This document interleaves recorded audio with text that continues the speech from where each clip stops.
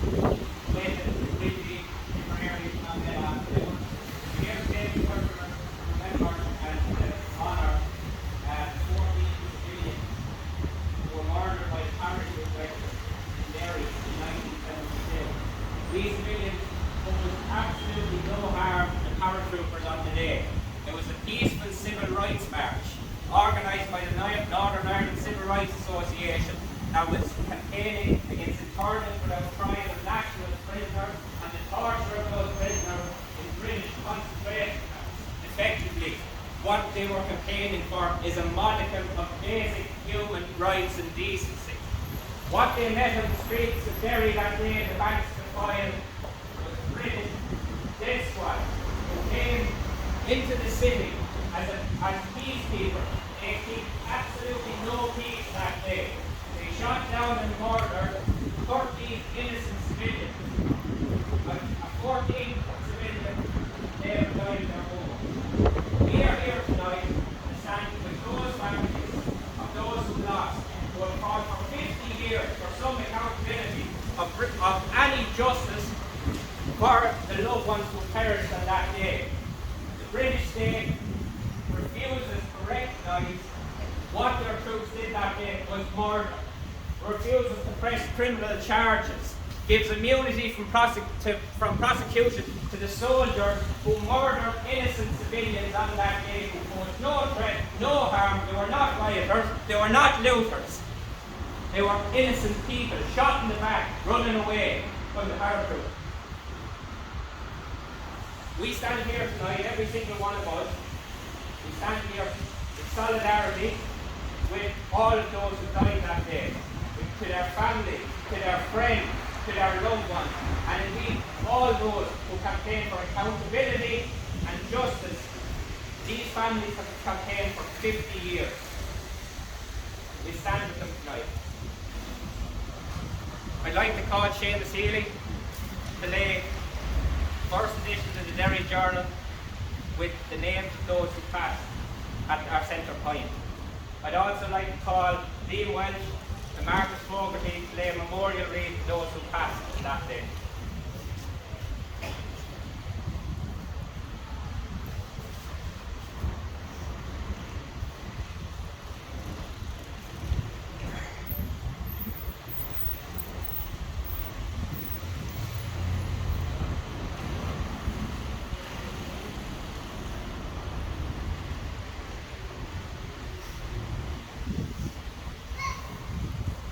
Of course, these aren't just statistics. For some of us, there are numbers we see in a newspaper, but these were people, they had families. People loved them. They're a missing person at a Christmas dinner. They're a child, parents misses them. And indeed, we're going to read out the 14 names in total tonight. And I'd like to ask Teresa Johnson to step forward and read the first 7.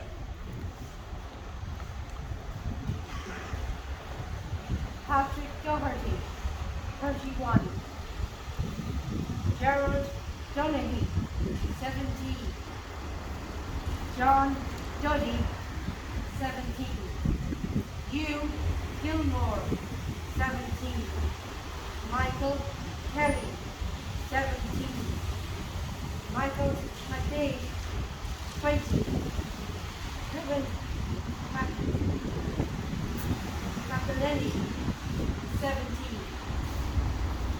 I'd like to call Councillor Pat English to read the remaining 7. Bernard McGuigan, 41. Gerard McKenna, 35. William McKenna, 27. William Nash, 19. James Ray, 22. John Young, 17. John Johnson, 59. May the rest in peace.